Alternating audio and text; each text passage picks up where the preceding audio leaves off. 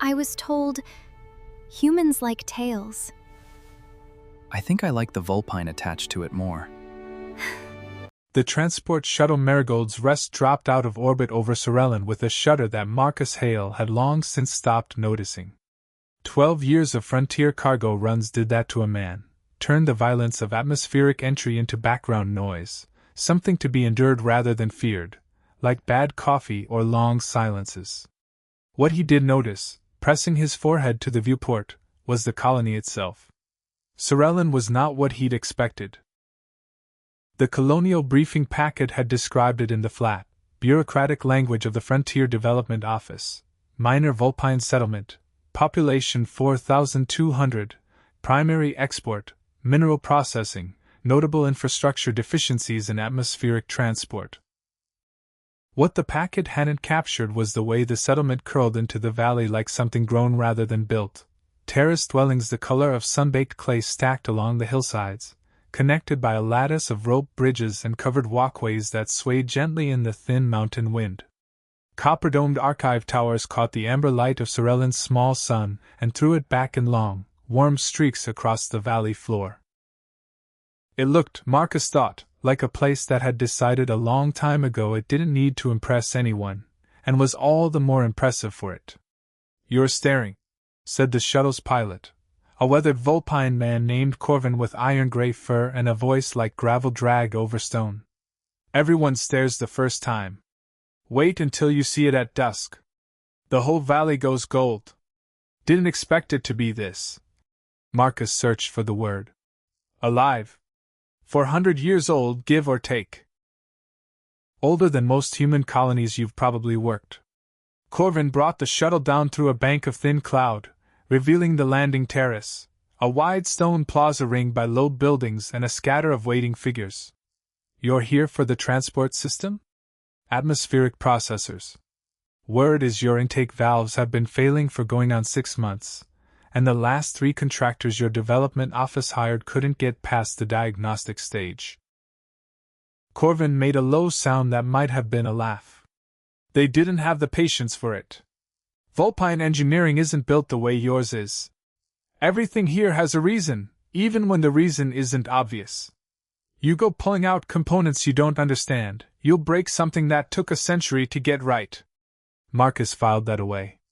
He'd worked colonies before where the locals resented human contractors, where help was received as condescension no matter how carefully it was offered. He didn't want to be the 4th engineer Sorellin sent home in frustration. "Who's my liaison?" he asked, as the shuttle's landing gear kissed stone. "Archive division sent someone. Tavi, I think. Younger one. Good with the old records. If anyone can tell you why the processors were built the way they were, it's her." Corvin glanced sideways, something almost amused in his yellow eyes. "Nervous sort, though. Don't let her formality put you off. She means well." Tavi was waiting at the edge of the landing terrace, and Marcus's first impression of her was of a woman trying very hard to look like she was not waiting nervously for anyone in particular. She was smaller than Corvin. Most Vulpines Marcus had encountered ran tall, 6.5 to 7 feet, but Tavi stood barely taller than Marcus himself, slight and narrow-shouldered, with fur the deep orange of autumn bracken fading to cream at her throat and the tips of her ears.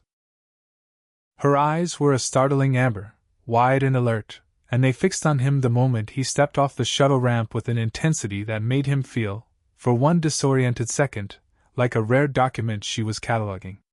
Then she remembered herself, and dropped into a stiff, formal bow that looked like it had been practiced in a mirror. "Engineer Hale.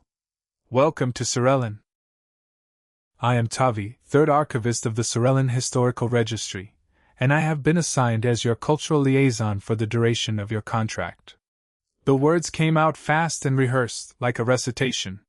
"It is my sincere hope that your time here will be both productive and illuminating." "Illuminating," Marcus repeated, charmed despite himself. "That's a first. Usually I try not to break anything."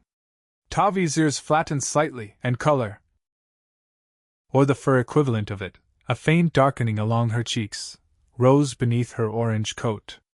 "I apologize. I have been told my greetings are overly formal. No, I liked it. He held out a hand, then reconsidered, unsure if the gesture translated. Do you shake hands here, or? Tavi looked at his offered hand the way a scholar might look at an artifact of uncertain provenance. Then, very deliberately, she took it in both of hers, her grip careful, almost reverent, and held it a beat too long before releasing it, and stepping back with the air of someone who had just completed a task correctly. That is an acceptable human greeting, yes, she said, with the solemnity of someone confirming a hypothesis. Marcus filed that away too, mostly because he found himself wanting to remember everything about the next 30 seconds, and wasn't entirely sure why. The walk from the landing terrace to the guest quarters took them through the heart of the settlement, along one of the swaying rope bridges Marcus had seen from orbit, and Tavi narrated the whole route with the practiced cadence of someone who had memorized a tour but rarely had reason to give it. The Eastern Terrace houses are textile cooperative, she said, gesturing at a cluster of buildings hung with drying fibers in shades of ochre and rust. The processing towers you'll be working on are beyond the grain stores, past the old well. The well itself dates to the founding generation. It is considered bad fortune to draw water from it after dark, though I confess I have never determined the origin of the superstition, only that it persists. You sound disappointed you can't source it. An archivist's curse. We are never satisfied with it, has always been this way. A small, genuine smile crossed her face. The first unguarded expression he'd seen from her, before it vanished, replaced by something more careful. You will forgive me if I ask a great many questions during your stay. It is not every season an outsider comes to Sorellin, and certainly not one who will be here for a full month. Ask away. Fair warning, I'm not that interesting. I doubt that, Tavi said too quickly, and then seemed startled by her own words, ears twitching upright before flattening again in what Marcus was beginning to recognize as embarrassment. She quickened her pace slightly, putting a few extra inches between them. The guest quarters are just ahead. I have arranged for the evening meal to be brought to you, so that you may rest after your journey. Tomorrow I will show you the archive's technical records pertaining to the atmospheric system, and we may begin discussing your approach. Sounds good. Marcus paused at the door to the modest stone dwelling that would be his home for the next month, and found Tavi still standing there, watching him with that same intent, cataloging look from the landing terrace. Something wrong? No, she said. I am only observing. For the records. It was, Marcus would later realize, the first of many small lies she would tell him in the coming weeks, all of them in service of a plan she had been assembling since long before his shuttle ever entered Sorellin's atmosphere. The trouble started on the third day, and it started with the tail. Marcus was 3 hours into mapping the atmospheric processor's intake manifold. A genuinely elegant piece of century-old engineering, all interlocking ceramic valves that redirected pressure through what he was beginning to suspect was a passive thermal regulation system nobody alive had documented properly, when Tavi arrived to deliver the midday records he'd requested. She stopped in the doorway of the processing chamber, took one look at the narrow walkway between him and the exit, and did something Marcus could only describe as a maneuver.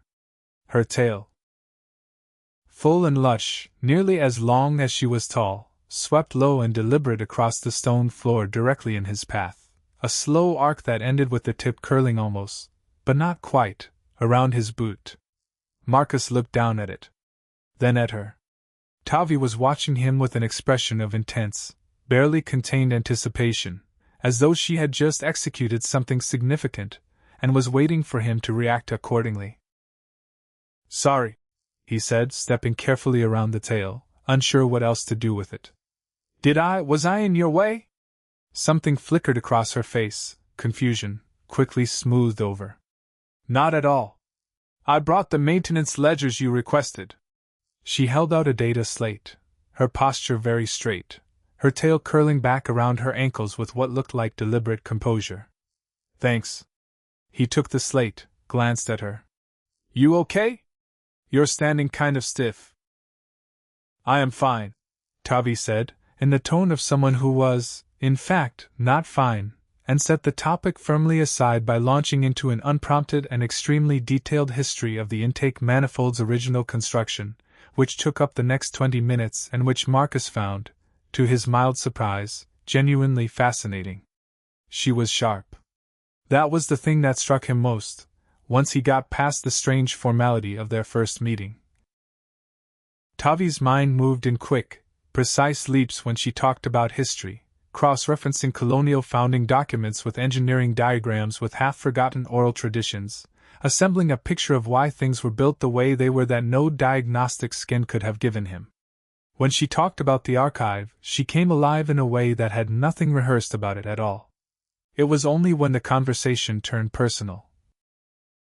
When he asked, casually, what she liked to do outside of work, that the strange stiffness crept back in, and her answers took on that same performed quality as the tail sweep. I enjoy. A pause, as though consulting some internal reference. Quiet contemplation. And walks along the terrace at dusk, which I find conducive to reflection. That's very poetic. Thank you, Tavi said, looking pleased in a way that suggested she believed she had passed some kind of test, and Marcus was left with the growing, uneasy sense that he was missing something. The gift started the next day. He found the first one waiting outside his quarters that morning, a small carved wooden box, intricately worked, containing a single polished river stone, the deep blue-green of Sorellin's mountain lakes.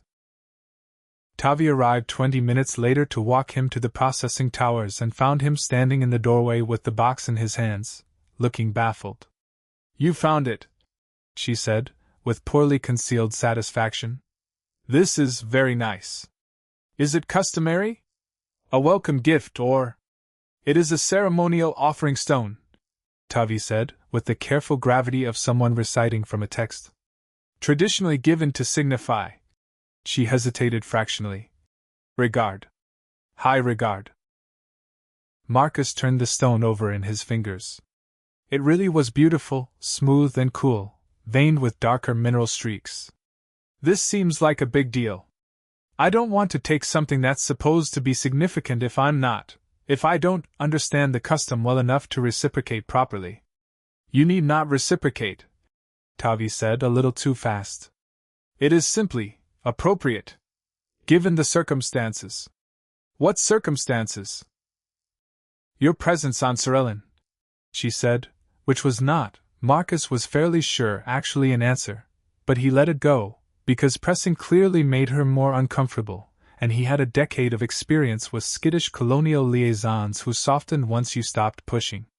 He did not yet know that the ceremonial offering stone was, in fact, not ceremonial in the slightest. That Tavi had purchased it from the textile cooperative's junk stall for 2 copper chits, and that its provenance was entirely invented, borrowed wholesale from a scene in a 200-year-old novel where a Vulpine heroine gave her human beloved a stone of devotion, on their third meeting, prompting him to fall instantly and irrevocably in love. The novel had gotten several things wrong. Marcus did not fall instantly in love.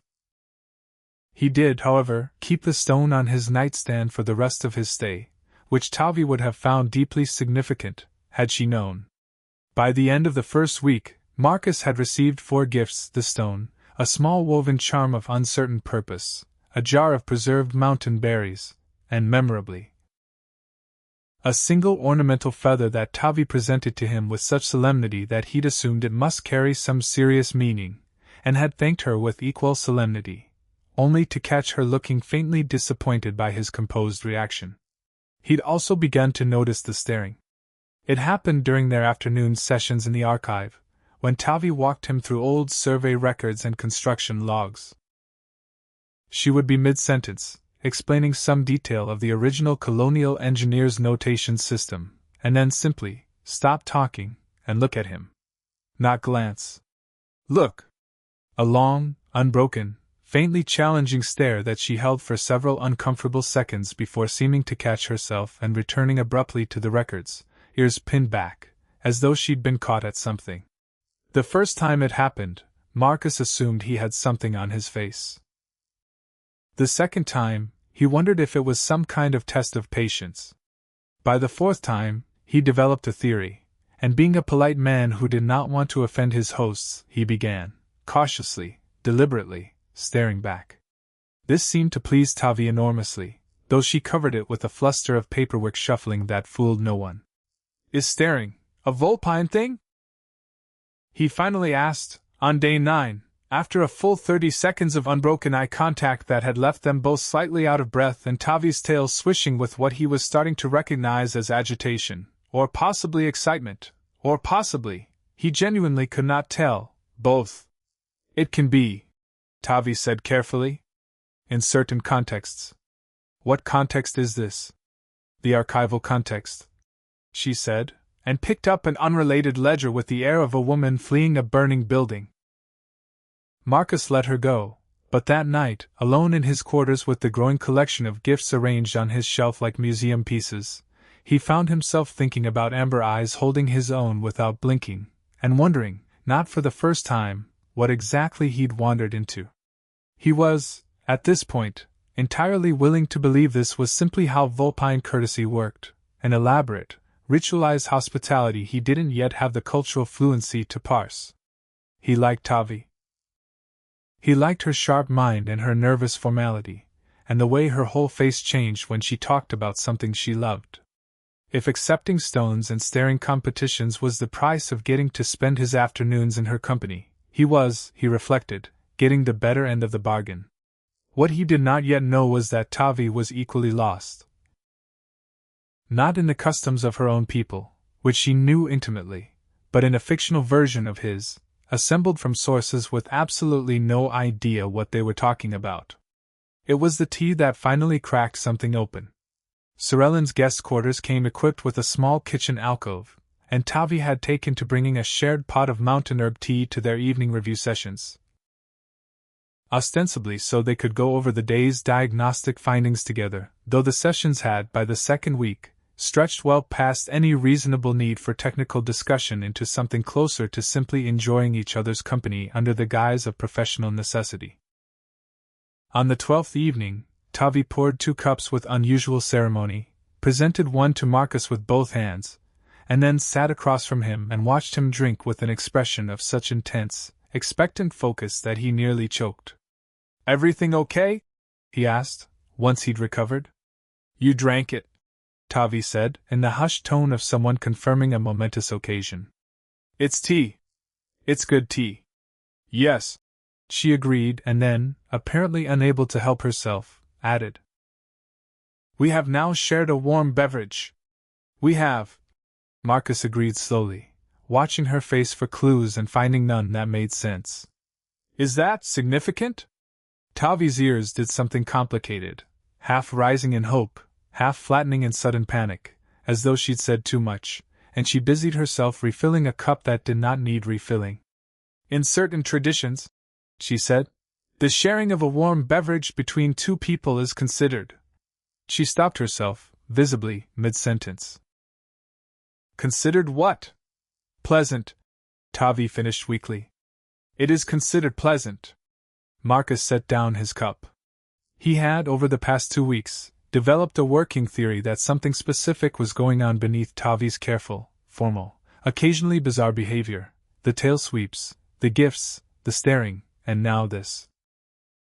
He was no expert in Vulpine custom, but he was fairly confident that whatever this was, it wasn't standard hospitality, because Corvin the pilot had made no move to sweep his tail at him, present him with ceremonial stones, or engage him in staring contests, and neither had anyone else on Sorellin in the 2 weeks he'd been here. It was just Tavi. Which meant it was, in some sense, about him specifically. He thought about pressing the question directly and decided against it. Not out of squeamishness, but because he could see, in the taut line of her shoulders and the too careful way she held her teacup, that she was already at the edge of her nerve, and pushing would only send her retreating further into performance. So instead he did what he did best on frontier assignments where the customs were unfamiliar and the people were kind. He adapted, and he waited, and he paid attention. "Well," he said instead easily, "if warm beverages are pleasant, we should have more of them." The relief that washed over Tavi's face was so profound, so nakedly grateful, that Marcus felt something in his chest shift sideways, a small, warm recalibration he didn't yet have a name for. "Yes," she said. "We should." They shared tea most evenings after that. The strangeness continued, but Marcus found he minded it less and less. The gestures were odd, certainly. Tavi's theatrical flourishes felt like scenes lifted from a play whose script he hadn't been given, full of dramatic pauses and significant looks that never quite resolved into anything he could name. But underneath the performance was a person he liked spending time with more than he'd like spending time with anyone in longer than he cared to admit. She was, when she forgot to be careful, funny in a dry, understated way that caught him off guard. She had opinions about the archive's cataloging system that bordered on the incendiary. She told him, one evening, about the season she'd spent as a child trying to catalog every bird call in the valley by ear, filling 17 notebooks with increasingly elaborate transcription systems before her mentor gently suggested that perhaps this was more obsession than scholarship, and Tavi had laughed, a real laugh, unguarded, nothing like her rehearsed formality, and said, "She was right, but I never stopped." Marcus found himself, more and more, waiting for those unguarded moments.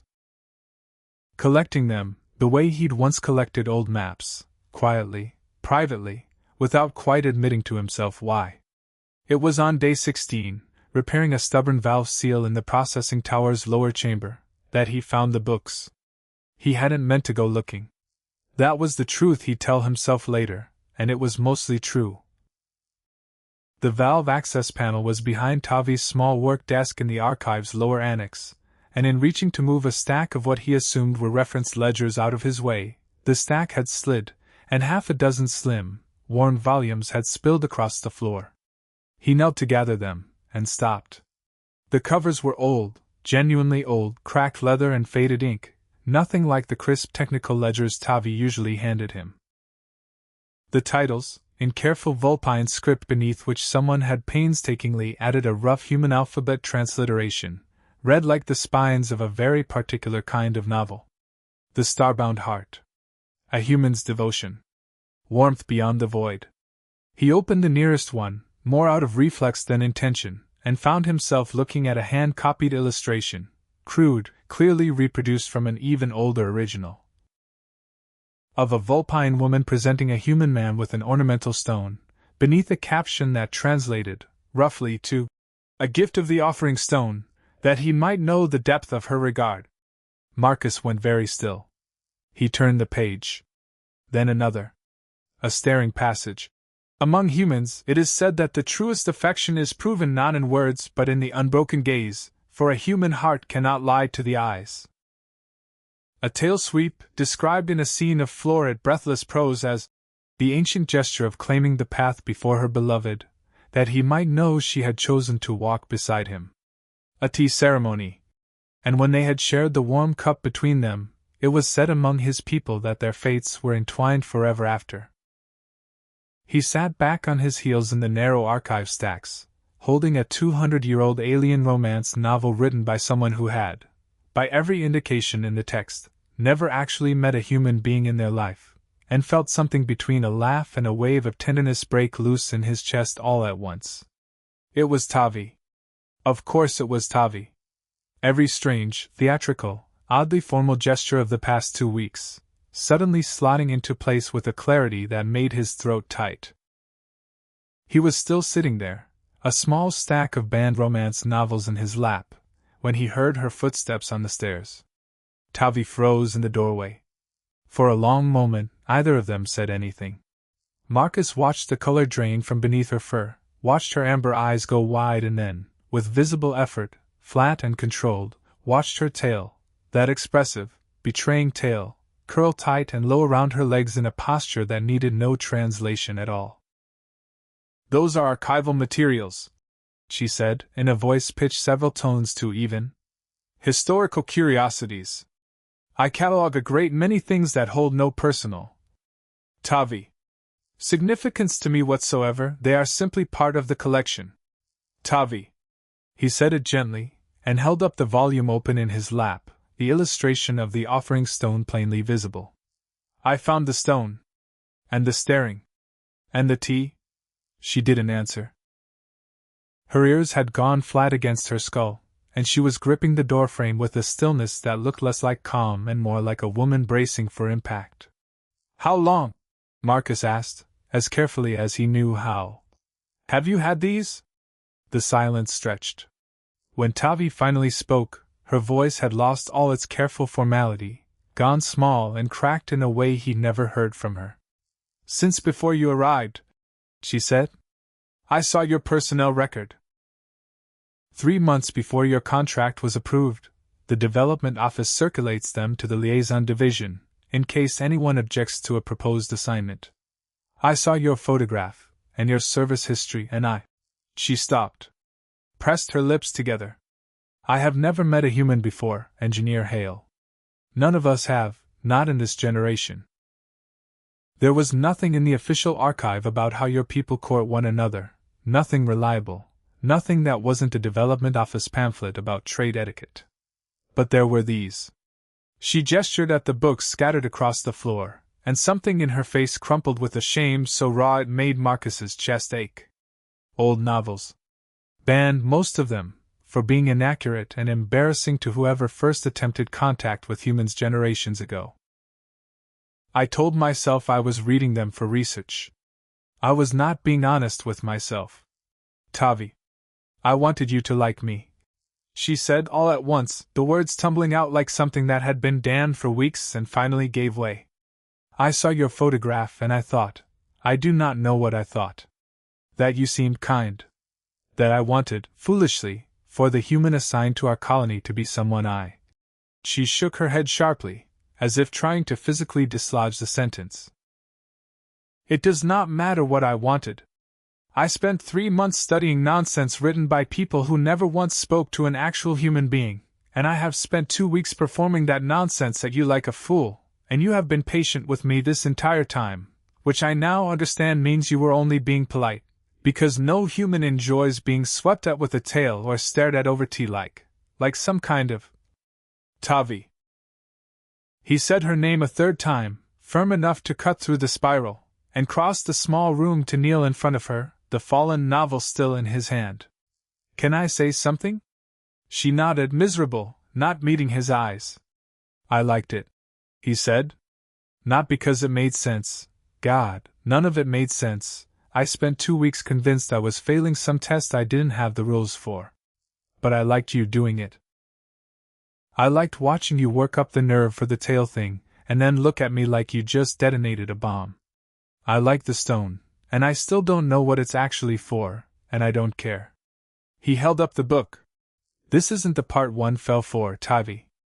The part 1 fell for was the archivist who laughed about her 17 bird call notebooks. The part where you forgot to perform and just were yourself. That's the version of you I've been looking forward to seeing every single day since I got here. Tavi looked up at him then, amber eyes wet and wide, and for a long moment said nothing at all. You are not upset, she said finally, like she was still working out whether to believe it. I'm not upset. I'm a little relieved, honestly. I thought I was about to accidentally get engaged to a well and not be told about it.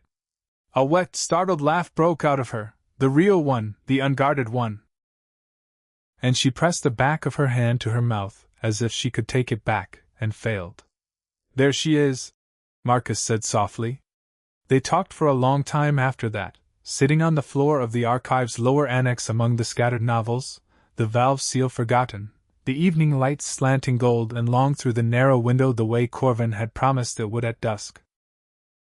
I want to be clear about something, Tavi said, once the worst of her mortification had ebbed into something more rueful. I did not invent my feelings to match a story. The stories only gave me a script, because I did not trust myself to simply be around you without one. That is the part 1 I'm ashamed of. Not that I liked you. That I did not believe liking you, plainly, honestly, would be enough. For what it's worth, Marcus said, I don't have a script either. Humans don't have one universal courtship tradition, Tavi. I know that sounds strange, coming from a species that supposedly has enough consistency to write novels about it, but we don't. What works depends on the person. Where they're from, what they grew up with, what they've been through. There's no offering stone. There's no tea ceremony that binds our fates together, much as I've enjoyed pretending there might be. He softened the words with a small smile, watching her ears twitch in something between embarrassment and reluctant amusement. All I ever wanted, these past 2 weeks, was to actually know you. Not the performance. You. That is a great deal more frightening, Tavi admitted, than following a script. Probably.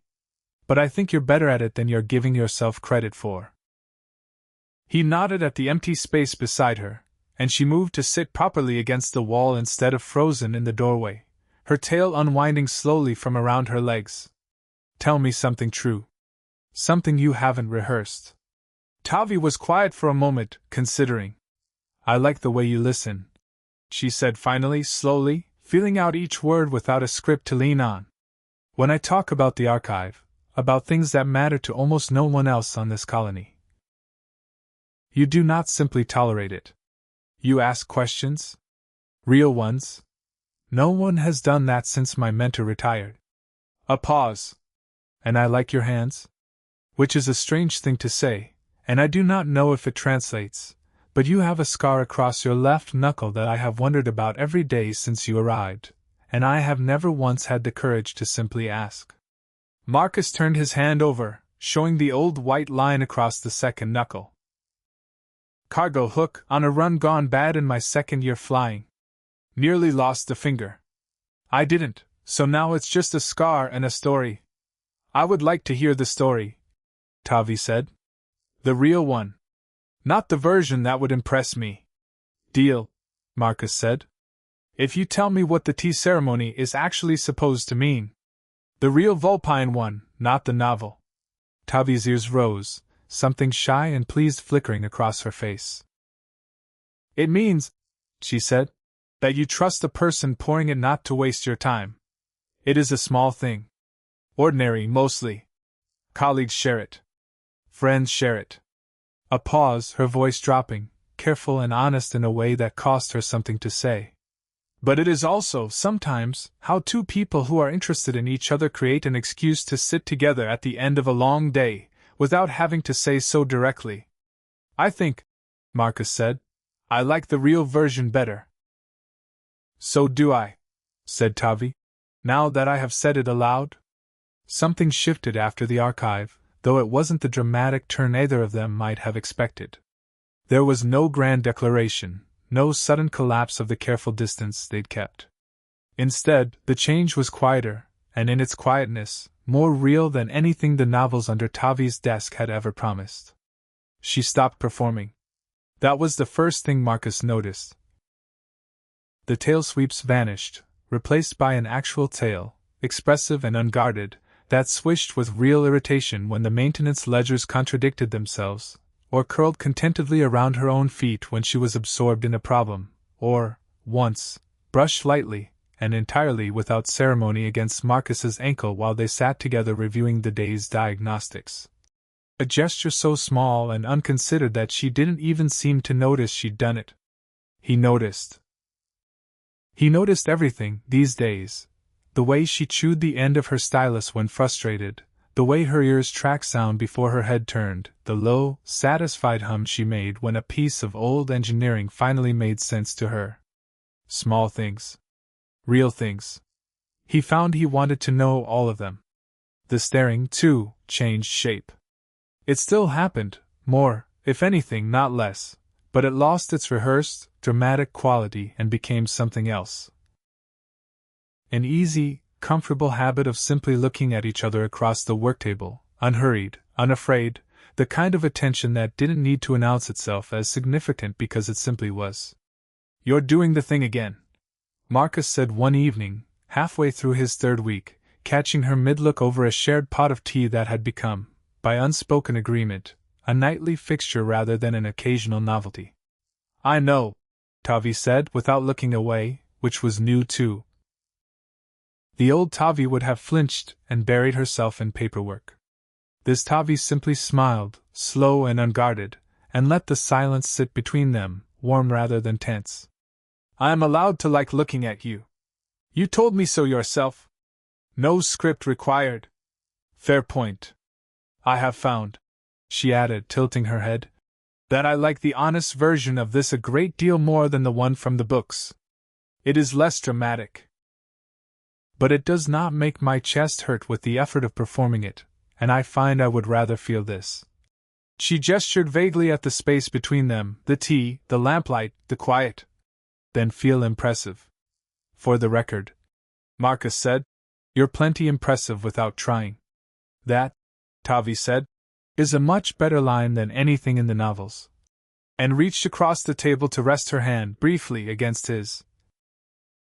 Not a handshake, not a gesture with any ceremony behind it at all, just the simple, uncomplicated wish to touch him, which she had finally allowed herself.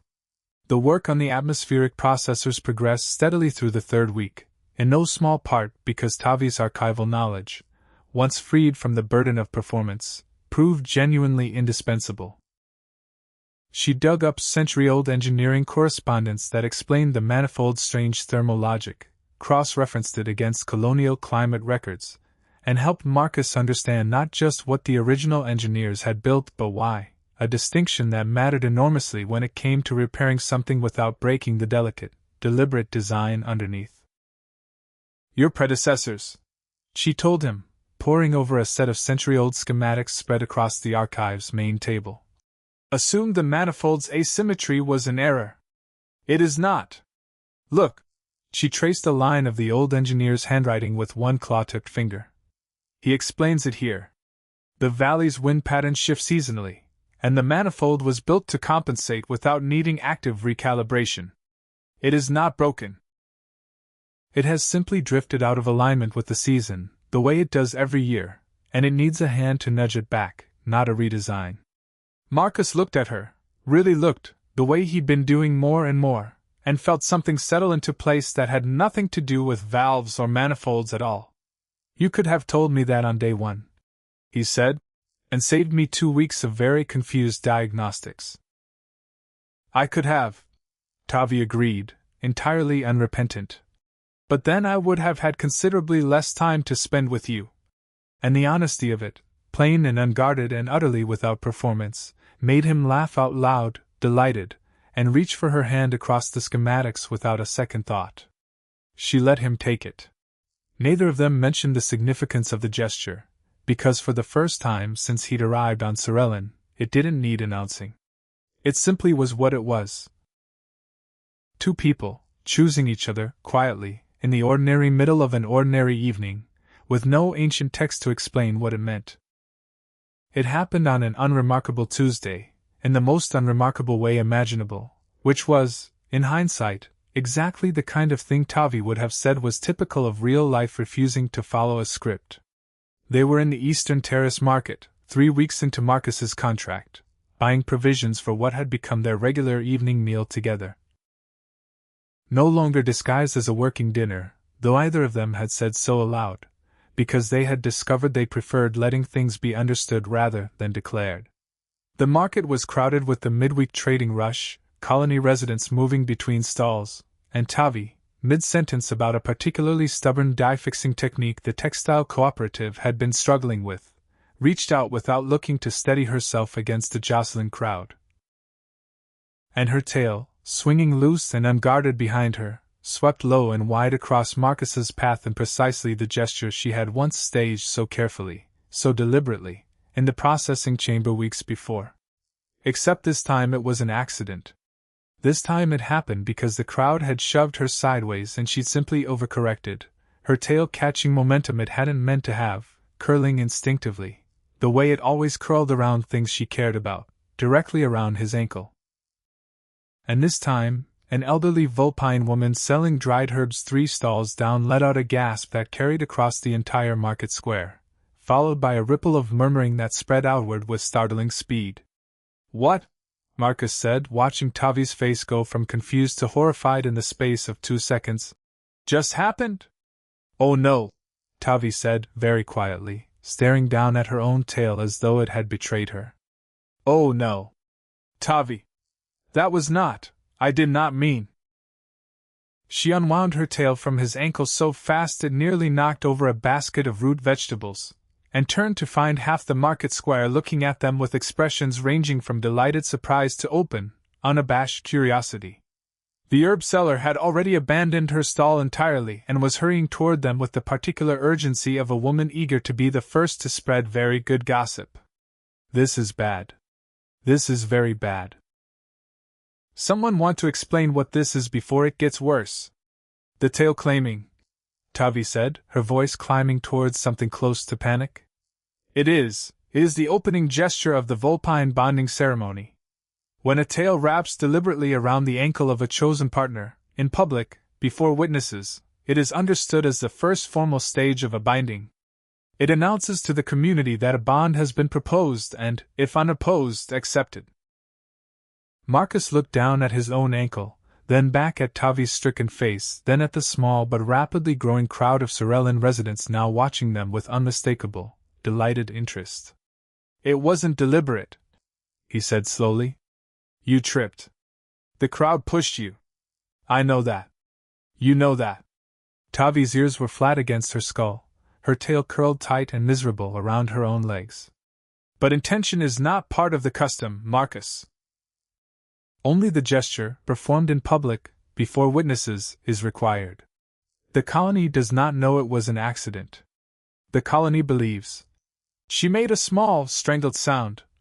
The colony believes you have accepted my binding. By the time they reached the guest quarters, word had already outpaced them. Corvin was waiting outside the door, arms crossed, wearing an expression of profound and barely restrained amusement. Heard congratulations are in order, he said before either of them could speak. It was an accident, Tavi said, for what Marcus estimated was the 15th time in the past 20 minutes. Course it was, Corvin agreed, entirely unconvincingly, and the look he gave Marcus over Tavi's head carried a warmth that suggested he, at least, wasn't remotely surprised by any of it. Whole terrace is already talking about it. Her woman Ines is telling anyone who'll listen she saw the whole thing. Says it was the prettiest tale claiming she's witnessed in 30 years. And that's saying something, because she was at the registrar's own binding back when the old archive tower still had its original roof. Corvin, Tavi said in a strangled voice. This is not helpful. Didn't say it was. He softened briefly, dropping the teasing. For what it's worth, small one, accident or not, nobody who saw it thought it looked forced. That's not how a genuine claiming looks. Everyone on this terrace has known you 3 weeks and watched you follow this man around like the sun rises out of his cargo manifests. Might be the colony's just seeing what's been obvious to the rest of us for a while. Tavi made a sound that was half mortification, half something that might, in a kinder mood, have been hope, and fled into the guest quarters without another word. Marcus followed her in, closing the door on Corvin's retreating, thoroughly entertained chuckle. He found her sitting at the small kitchen table, head in her hands, tail wrapped so tightly around herself she looked, for the first time since he'd known her, genuinely small. I have to correct this, she said, not looking up.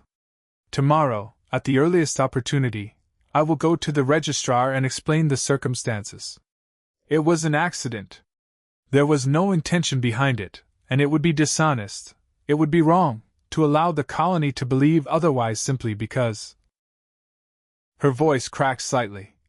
Because I did not have the courage to be honest about my feelings when I had the chance to be, and now the universe has done it for me in the clumsiest, most humiliating way imaginable. Tavi, I will not trap you in a bond you did not choose. I know how this must look to you. First the ridiculous performances, and now an accidental engagement in the middle of a vegetable market, as though I have spent this entire month engineering my way toward exactly this outcome, and I need you to know that I did not, I would never, Tavi. He crossed the small room and knelt in front of her chair, the way he had once knelt in the archive stacks with a stack of banned novels in his lap, and gently took her hands from her face. Look at me. She did, amber eyes bright with unshed tears, mortification and fear tangled together in a way that made his chest ache. I need to ask you something, Marcus said, and I need you to answer honestly, No script. No performance. Just the truth. Tavi nodded, wordless. If it hadn't been an accident, he said. If you'd done that on purpose, today, in the market, knowing exactly what it meant, would it have been true? The silence stretched long enough that Marcus began to wonder if he'd misjudged the moment entirely. Then Tavi let out a breath that seemed to come from somewhere very deep, and said, in a voice stripped of every last rehearsed word she'd ever offered him. Yes. Then why? Marcus asked. Are we talking about correcting it? Tavi stared at him. You cannot mean, Marcus, you have a contract. A life, off Sorellin. Family, likely. A career that has nothing to do with a mining colony you were only ever meant to spend a month repairing. I cannot ask you to simply. You're not asking me anything, he said. I'm telling you.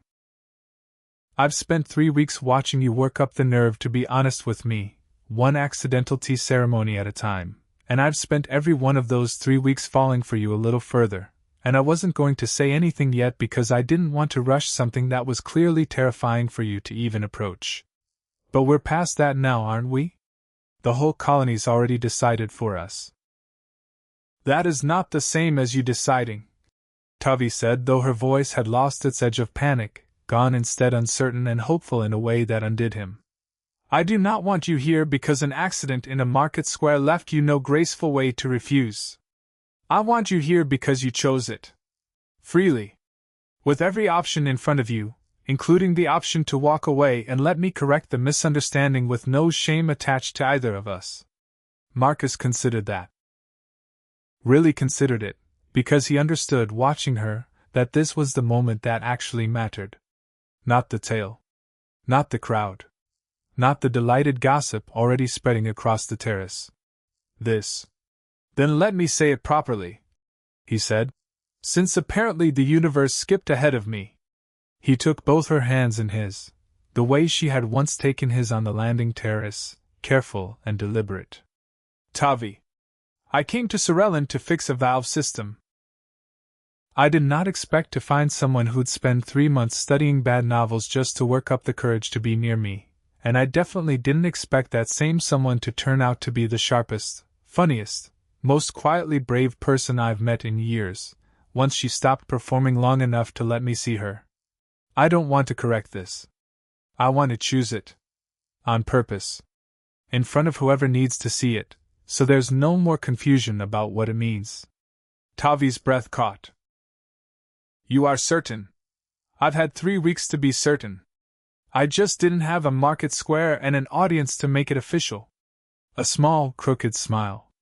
Seems like the colony's saving me the trouble of figuring out how to ask. This is not how the novels describe a proper proposal, Tavi said, half laughing, half crying, the words thick with an emotion too large to fully contain. There was supposed to be a ceremonial exchange of. I know, Marcus said gently. I've read the novels too, remember. I'm choosing the real version instead. I like it better. So do I, Tavi whispered, and when he leaned in, slow and unhurried, giving her every chance to pull away, she didn't. She met him halfway instead, her hands coming up to rest against his chest, her tail curling once, gently, entirely without ceremony, around his ankle again, this time on purpose, this time with her whole heart behind it, and there was nothing accidental about it at all. The registrar, a stern, elderly Vulpine woman named Halvat, who had presided over Sorellin's bindings for longer than Tavi had been alive, received them the following morning with an expression that suggested she had already heard the full story from at least 4 separate sources and found the whole affair enormously entertaining, though she was far too dignified to say so directly. An accidental tale claiming, she said, steepling her fingers. I confess I have not adjudicated one of those in some time. Traditionally, when the gesture occurs without clear intent, the offered party has the right to publicly decline without shame to either side, and the matter ends there. She looked between them, taking in the way their hands had found each other's without either of them seeming to notice they'd done it. I take it that is not why you've come to see me. No, Marcus said. We came to complete it properly. whatever the second stage requires. Havett's stern expression cracked, just slightly, into something almost fond. The second stage requires a formal statement of intention, given freely, before the community, followed by the sharing of the bond cup, which I understand. And here her eyes flicked, knowingly, toward Tavi, whose ears immediately went pink beneath her fur. The two of you have already had considerable practice with, under rather different pretenses. You know about the tea, Tavi said, mortified. Sorellin is a small colony archivist. Everyone knows about the tea. Havett's amusement softened into something more genuine. For what it's worth, and I do not say this lightly, having overseen a great many bindings, both wise and unwise, the ones that begin in honesty tend to hold. Whatever accident set this in motion, what I am looking at now is not an accident. I have watched this settlement for 40 years. I know the difference. The formal binding took place 3 days later, on the eastern terrace at dusk, exactly as Corvin had once promised Marcus it would look when the whole valley went gold. It was smaller than Marcus had expected, and larger than Tavi had dared hope. The colony's genuine interest in the outsider engineer and the shy archivist who'd apparently been trailing him with poorly concealed devotion for 3 weeks had drawn a crowd that spilled well beyond the immediate neighbors, though it remained, at its heart, an intimate thing.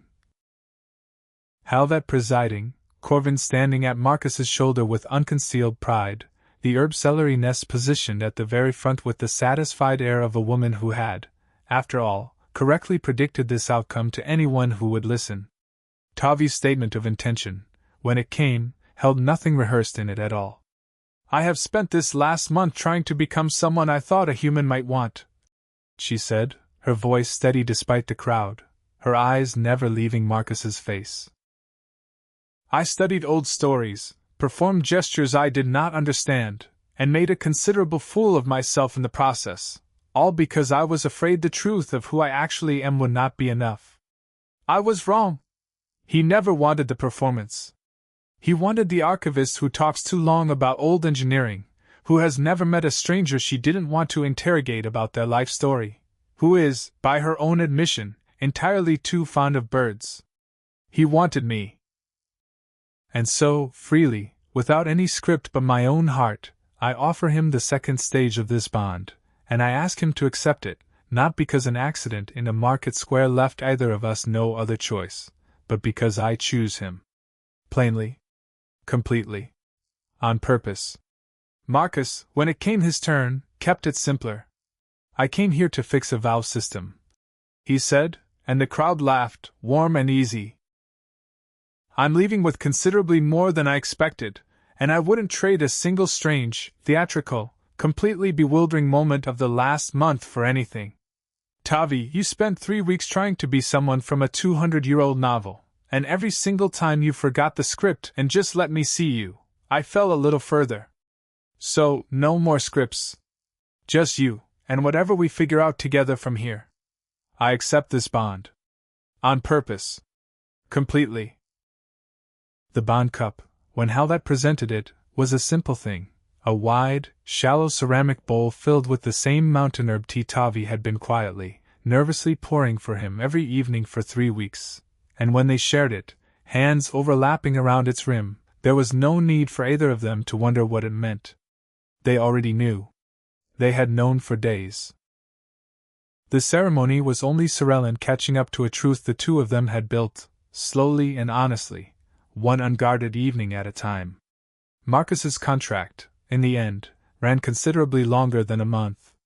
The atmospheric processors were repaired within the original time frame. A fact Marcus was privately, professionally proud of, since it meant he could truthfully tell the Frontier Development Office that his work on Sorellin had been completed on schedule, even if he'd neglected to mention the additional, unscheduled outcome of the assignment. But a bonded partner did not simply return to the transport routes as though nothing had changed, and after some correspondence, considerable paperwork, and one extremely awkward video call to his sister back on the colonial homeworld, who took the news of his sudden alien engagement with far more equanimity than he'd expected. mostly because she'd apparently been placing bets with their mother for years about which frontier assignment would finally be the one to keep him planetside. Marcus took a position as Sorellin's permanent infrastructure engineer, a role invented largely because the colony's development council had realized, watching the valve repairs unfold, that they'd been going a very long time without anyone who actually understood their systems from the inside out. Tavi kept her post at the archive, though she'd taken, in the months since the binding, to spending considerably more of her research time on an entirely new project. A quiet, careful, deeply personal effort to document, honestly and without embellishment, what an actual human being was like, not for any official record, but because she'd found, in the years since the banned novels had spilled across the archive floor, that she'd rather understand the real thing than any story about it. "You know," Marcus said one evening, nearly a year to the day after his shuttle had first touched down on the landing terrace, the two of them sharing tea on the small terrace of the home they'd built together on the eastern slope, the valley below them going gold with dusk exactly as promised. "I still have that first stone. The offering one. The one from the junk stall," Tavi said, not without a trace of lingering embarrassment. "The very one." He nodded toward the shelf inside, where the smooth, blue-green river stone still sat, exactly where he'd placed it that first week, beside a small growing collection of things that had stopped being performances and become, simply, their life together. "For the record, I never needed the ceremony to know what it meant. I think I knew before you did."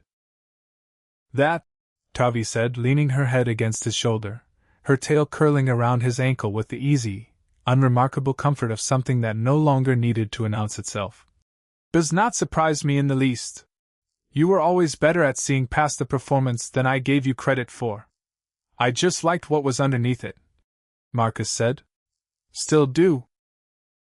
Below them, the valley settled into evening, copper domes catching the last long light, and somewhere in the archive's lower annex, a stack of old, banned novels sat forgotten in a box marked Historical Curiosities. Do not circulate. Their strange and inaccurate wisdom finally, gently, retired in favor of something neither of them had needed a script to find.